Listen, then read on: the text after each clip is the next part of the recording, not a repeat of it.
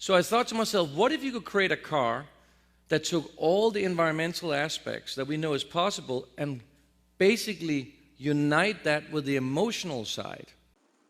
In the world of cars, we often see designs of all shapes and sizes and for everyone's taste.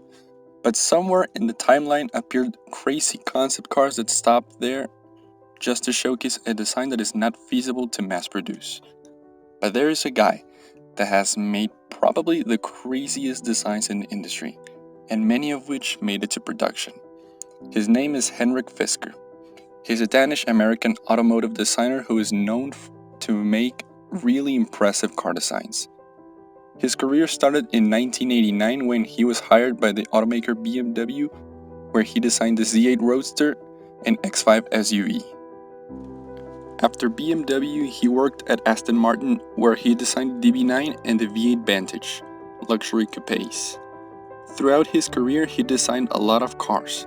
Here's a full list: BMW Z8, BMW X5, Aston Martin DB9, Aston Martin V8 Vantage, Fisker Tramonto, Fisker Latigo CS, Arteaga GT, Fisker Karma, Fisker Sunset, Fisker Surf, Fisker Atlantic, Galpin Fisker Collaboration Mustang Rocket, VLF Force One, VLF Destino V8, Viking Motorcycle, a yacht named Benetti Fisker 50 Super Yacht, Fisker Emotion, Fisker Ocean, and Fisker Orbit. All of the cars and yacht that he designed were premium and luxurious, and there's a reason for it. Fisker describes his aesthetic as innovative and timeless. His designs are long and muscular, drawing inspiration from the human body as well as classic cars from the past. He's inspired by Italian car designs, as well as the American designs, in particular the luxury and muscle cars of the 1950s, 60s, and 70s. He is highly concerned with proportion, designing his cars with flowing lines, short overhangs, and an assertive stance.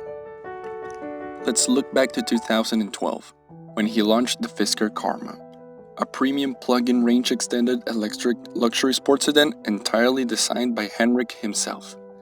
This is arguably the car that brought the spotlight on him. This car has a lot of uniqueness. First, it has a normal gas engine, but the car actually works off electricity. The engine is there as a generator to charge the battery pack. And second, the car is really long at 196 inches. Most of the length is taken by the front hood. The passenger compartment looks average size for a sedan, as well as the trunk area. The front fascia looks really high-end and suits the style of the car. The wheel arches are massive because they house a 23-inch rim and tire combo. The rear fascia tries to resemble the front end, but it doesn't look as good as the front end. Getting into the interior, it has high-end materials and finishes, and Fisker's designs really show up. But interior look is not really the best when comparing it to the modern luxury cars. Interior space is atrocious, there is no space at all. Despite the size of the car, the use of space is really bad. Sadly, the Fisker Karma did not take off. It was ahead of its time and nobody bought it. It costed upwards of 100,000 US dollars, which for that car was not worth it, even for the technology and the design. Nowadays, Henrik Fisker is still designing cars on his own company, HF Designs, where he is contacted by people who want a car designed for them. Although his car company did not take off as expected, his designs will certainly live forever.